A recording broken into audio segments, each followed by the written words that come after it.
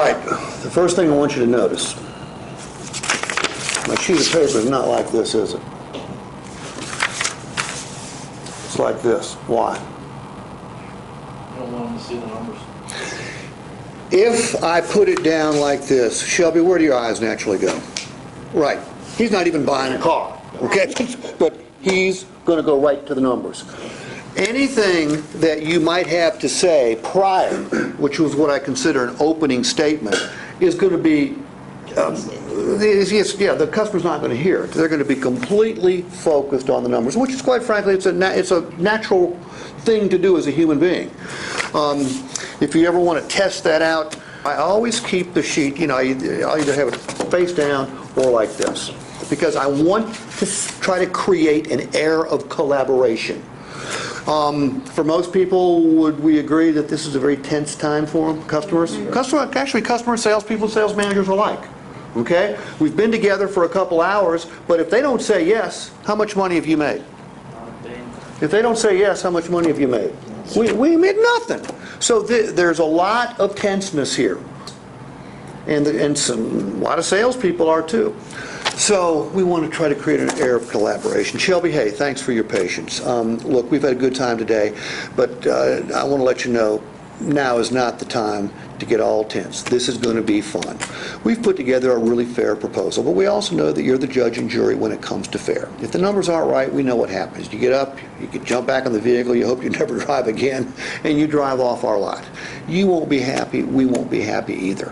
There may be some small disagreements here, but nothing that you and I can't work through, I promise you. But number one, because there is no such thing as a good deal on the wrong vehicle, is this truck the right vehicle for you? Yeah. Equipped just the way you said it had to be equipped, the right color. Yeah. Okay. Here's the opportunity. Right here you can see the MSRP, as you'll remember, was $55,485. What we've done is we've knocked off almost $10,000 between the Witten discount and the Chrysler rebate. We love your vehicle. We'll buy it for $14,000.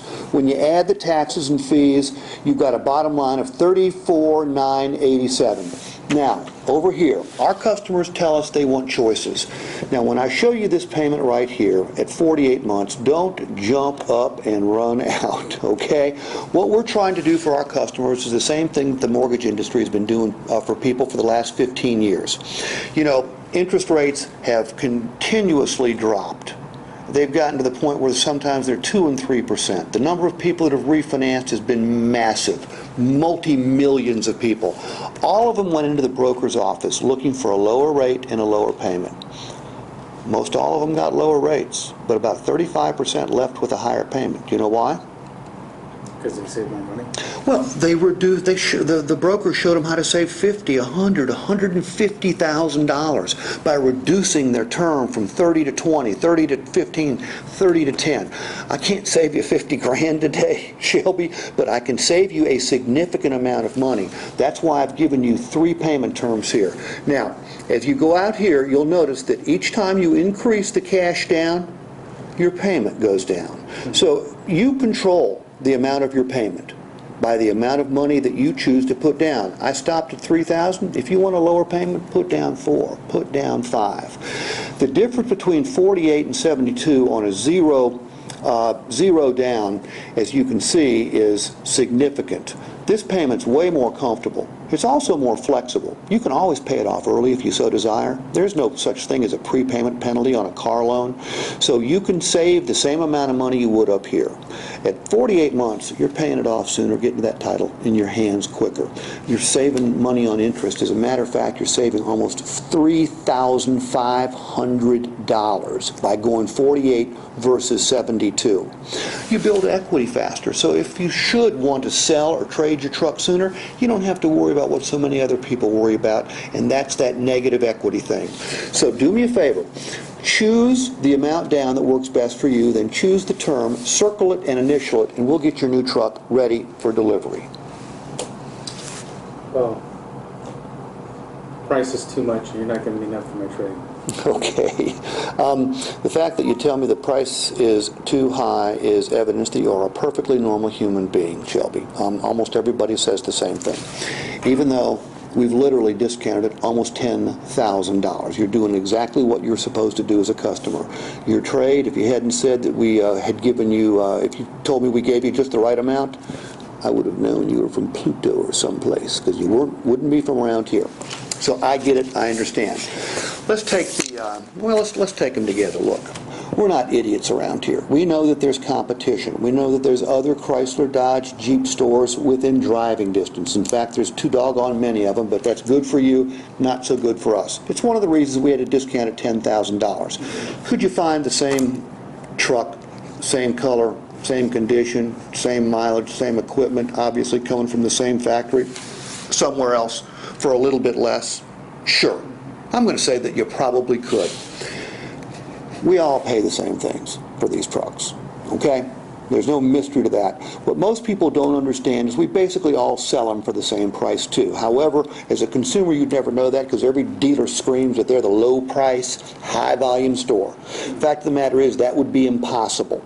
If there was one store that always was the low price store, they'd go out of business because they'd run out of money. If there was a store that was always the high price store, they'd run out of business because they'd run out of customers, okay?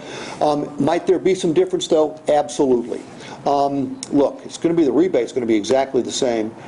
Might you find a little bit more for your trade? Yeah. Anyone that tells you that they're going to give you more than anybody else is a liar, because they don't know what other dealers will do. Anyone that tells you they're going to give you the best price, they're liars. However, even if the math is a little bit different, you're still not going to find a better overall deal. Okay? Remember what I told you. I said that you could not pay too much for a vehicle here. We didn't discount that thing $10,000 because we're charitable. We did it because we knew we had to. We did it because we make a pledge to you in writing that if you find the same truck with the same benefits anywhere else, and I'm not talking just Virginia, I'm talking anywhere else, we got to cut you a check back for 100% of the difference. You can't pay too much here. Look, we both think that truck's perfect. But if in the first couple days or first 250 miles it turns out not to be perfect, you got the right to bring it back. Very few other stores, if any, that I'm aware of, will let you do that. Now, don't forget this. We've lowered your risk and we've lowered your overall cost of ownership by doubling the powertrain warranty from 100 to 200,000 miles, from 5 years to 10 years. That can provide you some significant savings that another store is not going to provide you. This loaner thing, a lot of people go, well, gee, that's nice. Well, let me tell you what's nice about it. What's nice about it is, let me ask you, Shelby, do you like Judge Judy? No. You know what? I can't stand her. She makes $20 million a year, by the way. But most of the time, in our customer lounge, when I walk through, Judge Judy is on the screen, and there's multiple young children running around. How do you like screaming children? Not at all. Okay. I don't either. You don't have to worry about that, because instead of paying $35 or $40 to rent a car, we're going to provide you a loaner car every single time you have your vehicle serviced. If you do it 3 times a year over a 5-year period of time, that's a $600 or $700 value that you're not going to find at other stores. Look, the state inspection, how much is that? $16. Okay, it's not a lot of money, but 5 times 16 is $80. Okay, we're going to save you that. So taking all this into consideration, again, you're guaranteed you can't pay too much. If you find it somewhere else with the same benefits, we're going to give you the difference. I just need you to pick a term so we can get this new truck ready for delivery. Okay. Of course I wasn't waiting like that. No, in a few minutes we're going to get into it deeper, because I treated that as a complaint. If what happens in real life, I sell for a living. Okay? What happens in real life is, will I close some people like that? Sure. The vast majority of them are going to go, dude, read my lips. You ain't give me enough for my trade, and I want a better price. I know I can get a better price across town. Let me ask you a question. Sure. The whole time I grew up in car sales, when we presented, it was always for your new car, with your discount and your rebate, plus your fees and your trade, that determines your payments with your initial cash investment of $0 down, $2,000 down, $3,000 down. They give you a lot of different payment options. That's why I always quick. Instead of going through, because I mean this is $55,000. Yeah. And if they always come back and say, well, you know, you didn't give me enough off, excuse me, that's when I would go back into, Well, that's why I'm asking. you know, there's not one good way to present the numbers. You know, 15 years ago I thought I had a monopoly on all the good ideas. That was immaturity and stupidity. I've seen lots of people do it different ways, and now this is how I judge things. If the way you do it works, it's good. If the way you do it doesn't work, it's not good. It's that simple. It's that simple. Where'd you work retail?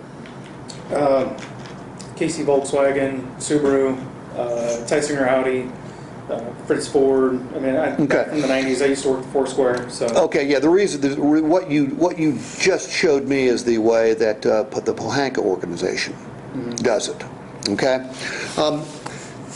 The first thing I did differently is, you know, each one of you said, here's your discount, here's your rebate, but you didn't point out it was almost $10,000. Yeah, What you're doing is you're making the customer do the addition.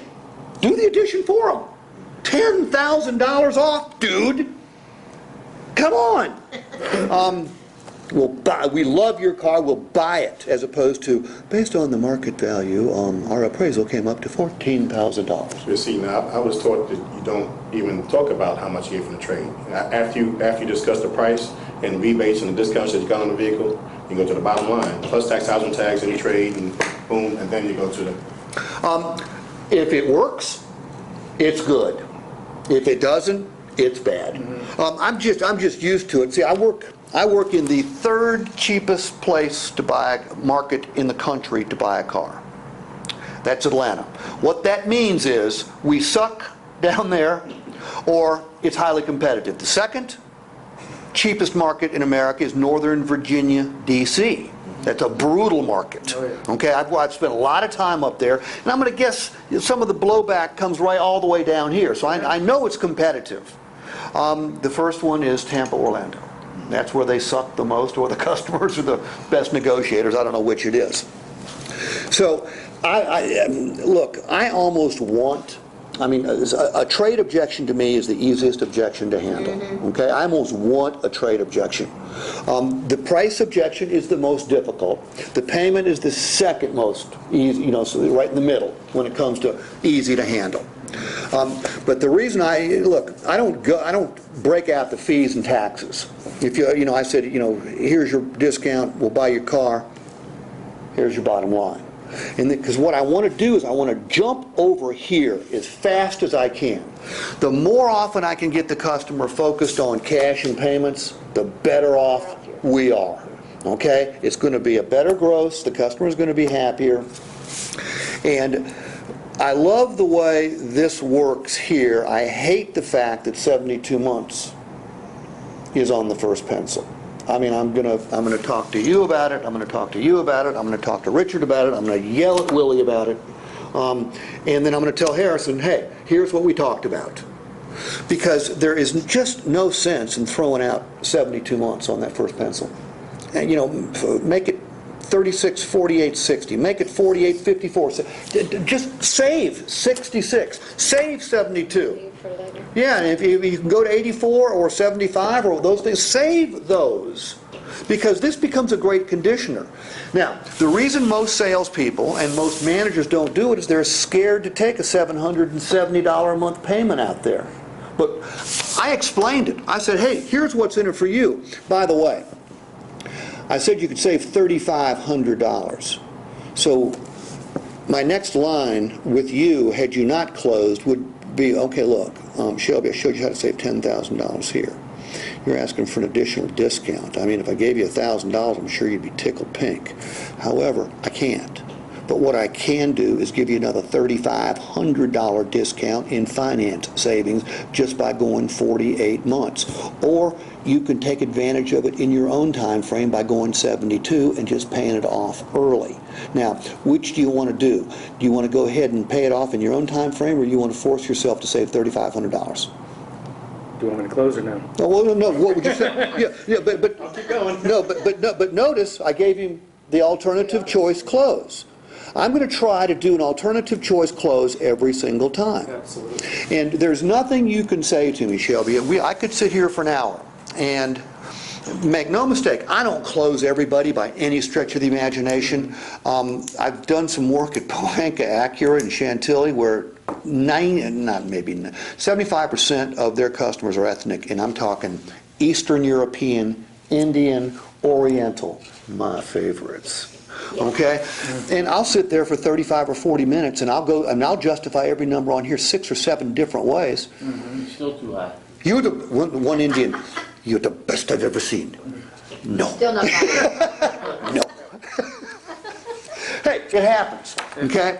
And who did I explain this to? I was talking to Zach last night. I said, if I have to grovel, I will. If I have to say, Shelby, what do we have to do to get you to take delivery? I'll do that. But I'm going to do it way... $1,000. Yeah, I'll do it way after 99% of the people in this business, because I know what to say. I can defend the payment 5 different ways, the price 6 different ways, and the trade 6 or 7 different ways. And I'll go through them all. And I'll reclose every time. If nothing else, I'm going to raise your expectations.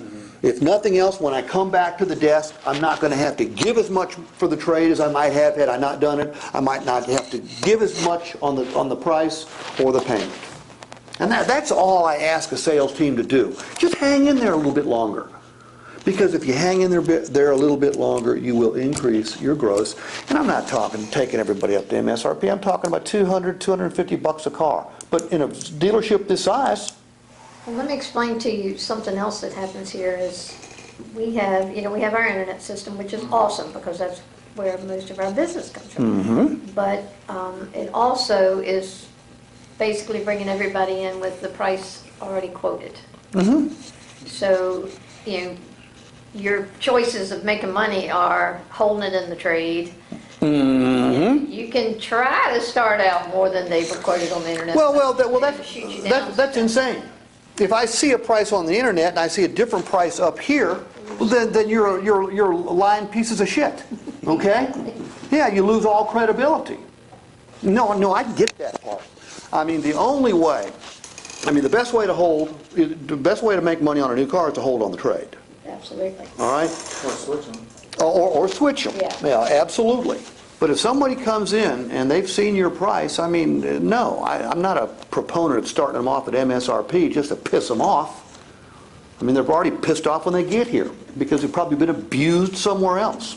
Well, the thing is, they're internet shoppers, so yeah, they've got our 1% below price on here already, but they've also been to Coons up in Northern Virginia, who's got it at $2,000 below what we do at 1% below. But can you justify where they're coming up with that number? But yeah, I Because mean, we have a whole... was really bad about it. We used to have to tell them, look, there's 8 different rebates that are out there, and they're putting all of them out there up front. Are you first time?